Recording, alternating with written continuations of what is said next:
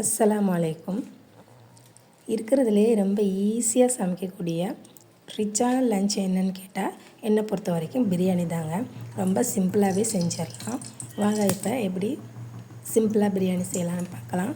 இன்றைக்கி நம்ம குக்கரில் தான் பிரியாணி செய்ய போகிறோம். குக்கர் ஹீட் ஆனதும் 2 டேபிள் ஸ்பூன் நெய் சேர்த்துக்கலாம். நெய்யோட கொஞ்சம் ஆயிலும் சேர்த்து ஹீட் பண்ணிக்கலாம். இப்போ பிரியாணிக்கு தேவையான ஸ்பைசஸ்லாம் சேர்த்துக்கலாம். பட்டை, கிராம்பு, ஏலக்காய், பிரியாணி இலை எல்லாம் சேர்த்துருக்கேன். ஸ்பைசஸ் நல்லா பொரிஞ்சு வந்ததும் இப்போ கட் பண்ணி வச்சுருக்க வெங்காயத்தை சேர்த்து நல்லா வதக்கிக்கலாம். வெங்காயம் நல்லா வதங்கினதும் இதில் கட் பண்ணி வச்சுருக்க தக்காளியை சேர்த்து வதக்கிக்கலாம்.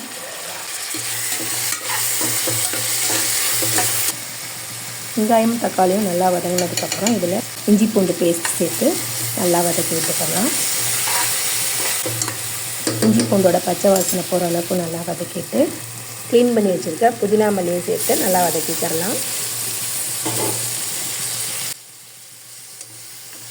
நல்லா எல்லாம் ஒன்றா சேர்ந்து வதங்கினதுக்கப்புறம் இதில் நம்ம மிளகாத்தூளும்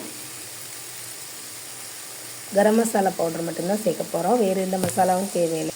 இது சேர்த்தாலே பிரியாணி நல்லா டேஸ்ட்டாக இருக்கும். கிட்ஸுக்கு கொடுக்க போகிறனால நான் இதில் பச்சை மிளகா சேர்க்கலை. நீங்கள் வேணால் உங்கள் காரத்துக்கு ஏற்ற மாதிரி பச்சை மிளகா சேர்த்து வச்சுக்கோங்க.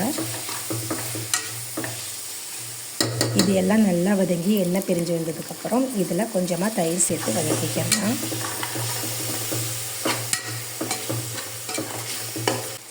இப்போ இதில் நம்ம க்ளீன் பண்ணி வச்சுருக்க சிக்கனை சேர்த்து இதுக்கு தேவையான அளவு உப்பும் சேர்த்துட்டு வதக்கி விட்டுக்கரலாம்.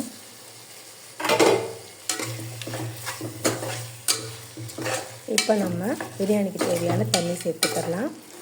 பாஸ்மதி ரைஸ் எடுக்கிறோன்னா 1 கப் பாஸ்மதி ரைஸுக்கு 2 கப் தண்ணி சேர்த்துக்கணும்.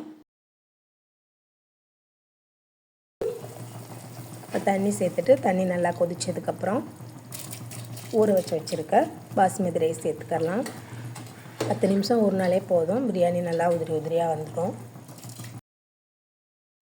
இப்போ ரைஸை சேர்த்துட்டு நல்லா ஒரு மிக்ஸ் கொடுத்துட்டு அப்படியே ஓப்பன்லேயே வேக விட்டுருங்க. தண்ணி நல்லா வற்றி வர்ற வரைக்கும் இப்படியே ஓப்பன்லேயே வேக விட்டுருங்க. தண்ணி நல்லா வற்றி வந்ததுக்கப்புறம் இதில் நம்ம லெமன் சேர்த்துக்கரலாம். இப்போ தண்ணி நல்லா வற்றி வந்துருச்சு. இப்போ இதில் நம்ம லெமன் சேர்த்துக்கரலாம்.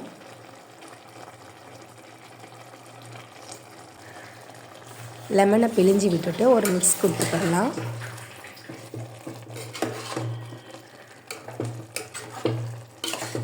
மிக்ஸ் பண்ணதுக்கப்புறம் லிட்டு போட்டு க்ளோஸ் பண்ணிவிட்டு ஒரு 10 மினிட்ஸ்க்கு நம்ம இதை அப்படியே தம்மில் விட்டுடலாம்.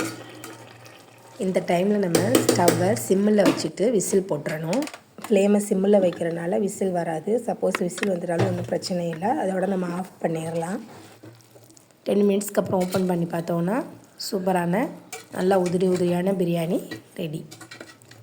இந்த மாதிரி ஓப்பனில் வேக வச்சுட்டு ஃபைனலாக நம்ம லிட் போடும்போது பிரியாணி அடிப்பிடிக்காது. இந்த சிம்பிள் அண்ட் டேஸ்டியான பிரியாணியை நீங்கள் உங்கள் வீட்டில் ட்ரை பண்ணி பாருங்கள். தேங்க்ஸ் ஃபார் வாட்சிங்.